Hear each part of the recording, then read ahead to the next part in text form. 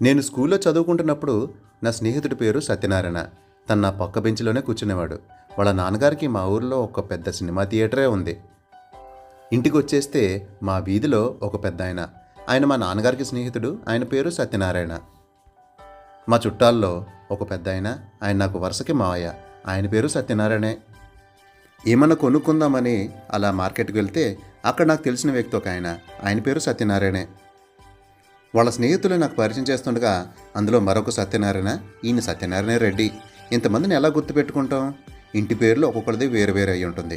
ఒకళ్ళు ఎం సత్యనారాయణ, ఇంకొకళ్ళు సిహెచ్ సత్యనారాయణ, ఇంకొకళ్ళు కె సత్యనారాయణ, ఇంకొకళ్ళు లావుగొన్న సత్యనారాయణ. పండక్కి మా అమ్మమ్మ వాళ్ళ ఊరు వెళ్తే అక్కడ చిన్నపిల్లలందరూ కలిసి ఆడుకుంటున్నారు. అందులో ఒక పాప పేరు ఏంటి అని అడిగితే స్వీటీ అని చెప్పింది.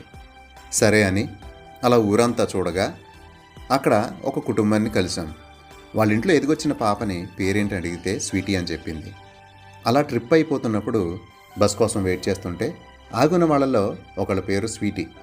ఈ విధంగా మన జీవితంలో నిత్యం మనం చూస్తూనే ఉంటాం. ఒకే పేరు కలిగినటువంటి అనేక మంది మనకి తారసపడుతూ ఉంటారు. చెప్పుకుంటూ పోతే శ్రీనివాస్ అని, రాజు అని, గోల్డీ అని, ఏంజల్ అని, కృష్ణ అని, రామ్ అని ఒకే పేరుతో చాలామందిని మన సర్కిల్లోనే చూస్తూ ఉంటాం. వాళ్ళందరినీ నానా రకాలుగా సేవ్ చేసుకుంటాం మన ఫోన్లో. ఒక్కొక్కరిని ఒక్కొక్క రకంగా గుర్తుపెట్టుకుంటూ ఉంటాం. మీకు తెలుసా, ప్రపంచంలో అత్యధికంగా నామకరణం చేయబడినటువంటి పేరు ఏంటనేది? మొహమ్మద్.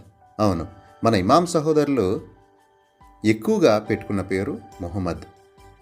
అలాగే సయ్యద్ అని, అలీ అని, ఇమ్రాన్ అని, ఇర్ఫాన్ అని చూస్తూ ఉంటాం. ఇలాగే మనం బైబిల్ చదివేటప్పుడు ఒకే పేరు కలిగినటువంటి అనేక మంది వ్యక్తులను మనం చూస్తూ ఉంటాం. యేసు ప్రభువారి కాలంలో ఒకే పేరుతో అనేకమైన పాత్రల్ని మనం చదువుకుంటూ వెళ్ళిపోతూ ఉంటాం.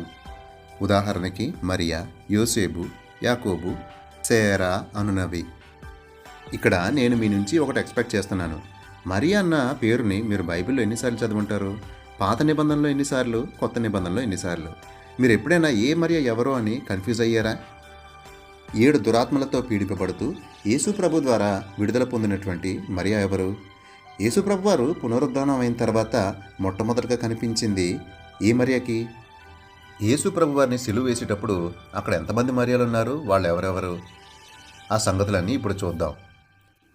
అయితే ఇక్కడ ఒక క్షణం ఆగి, మీకు చిన్నప్పుడు నాని అని కానీ, చింతల్లి అని కానీ ఎవరైనా పేరు పెట్టుంటే కింద కామెంట్ చేయండి. మొదటి మరియా మనందరికీ సుపరిచితమే. ఆవిడే యేసు ప్రభు వారి తల్లి.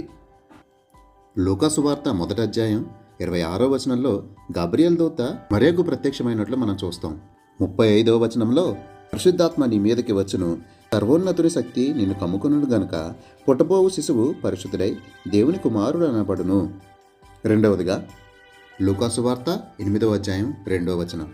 అపవిత్రాత్మలు కలిగినటువంటి స్త్రీలలో మగ్దలేనే అనబడిన మరియా కూడా ఉంది. ఇది రెండో మరియా.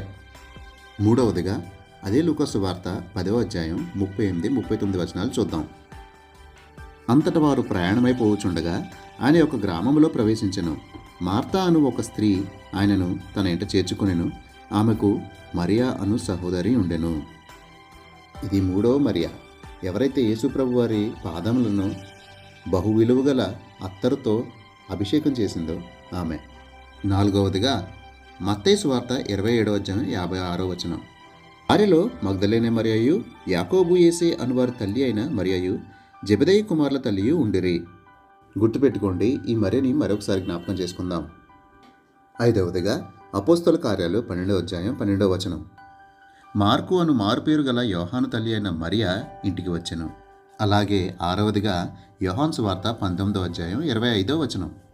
ఇక్కడ క్లోపా భార్య అయిన మరియయు అని రాసుంది. ఏడవదిగా రోమిలకు రాసిన పత్రిక 16:6. మీ కొరకు బహుగా ప్రయాసపడిన మరియకు వందనములు. ఈ 7 మరియల్లో మనం మళ్ళీ ఎవరెవరిని చూసాం? ఏ సందర్భాల్లో మళ్ళీ పైకి వచ్చారు? మనం ఇందాక అనుకున్న మత్తయి సువార్త 27వ అధ్యాయం 56వ వచనంలో సిలువ దగ్గర ఎవరెవరు ఉన్నారు? ఇక్కడే మనకి మొత్తంగా 3 మరియలు కనిపిస్తున్నారు. యేసు తల్లి అయిన మరియా, మగ్దలేన మరియా మరియు యోసేపు, యేసే అన్నవారి తల్లి అయిన మరియా. బెతానీలో ఉన్న మరియా లాజర్ సహోదరి. యేసు ప్రభు పునరుద్ధానం అయిన తర్వాత కనిపించిన మరియా దురాత్మల నుంచి విడుదల పొందినటువంటి మగ్దలేన మరియా. ఇలా చూసుకుంటూ పోతూ ఉంటే బైబిల్లో ఆ కాలంలో ఇంకా ఎంతోమంది మరియలు ఉండే ఉంటారు. కానీ మనకి కనిపించింది 7 మాత్రమే. ఈ రకంగా మన ప్రభువుకి సేవలు చేసుకుంటూ ఆయన్ను గనపరిచారు. మనం కూడా మన ప్రభువుకి సేవ చేద్దామా? మరణాత.